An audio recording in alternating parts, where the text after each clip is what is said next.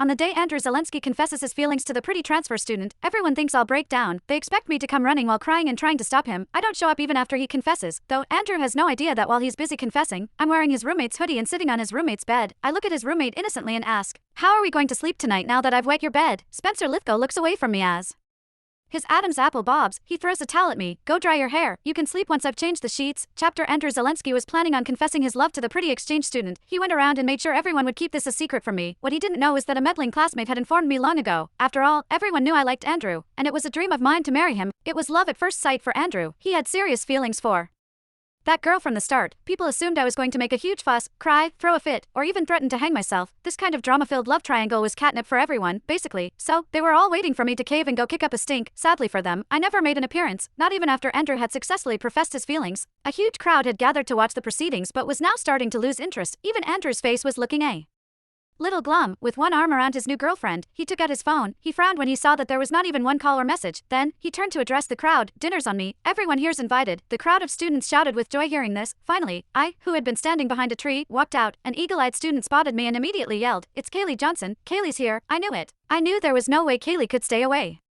Andrew raised his head. The moment he saw me, his lips curled up ever so slightly. I ignored those waiting for a show and walked straight up to Andrew. "Kaylee," said Andrew as he tucked his new girlfriend even closer to him. "You can't force matters of the heart," he said airily. "We've known each other for more than 10 years, so I don't want to be too harsh with my words and sully our previous relationship. I'll still see you as a younger sister. And if you need something, you can still come to me." Then, he lowered his voice before adding, "There are a lot of people watching, so don't make a scene. Leave quickly." "Andrew," I interrupted him and took a step forward. He frowned again. "Kaylee, behave." I smiled, then removed the bracelet from my wrist and handed it to him. "I came to return this to you." Andrew's face fell upon seeing the bracelet. "What are you playing at?" "Kaylee, take this bracelet back, and I won't bother you anymore." Andrew fixed his gaze on me, and his voice grew colder. "The money it's worth is nothing to me. If you don't want it, then just throw it away." The moment he finished his sentence, I turned around and threw the bracelet into a nearby trash can. "You can throw away the things I gifted you previously too." With that, I walked away without sparing him any more glances. Andrew stayed glued to the spot. Even after my shadow had disappeared from sight, his expression was still cloudy. A friend, who wanted to appease him, sighed, "Kaylee's just protecting her pride. She's just doggedly holding it in. Just watch, Andrew. She'll regret it before the night even falls. She might even come back to dig through the trash can before we've even left." Another said. Andrew chuckled. "She can go ahead and act up however much she wants." Chapter If it weren't for the reputation of the two families, who would even bother with her? All right, don't be mad. You need to be celebrating tonight. Don't let her ruin your fun."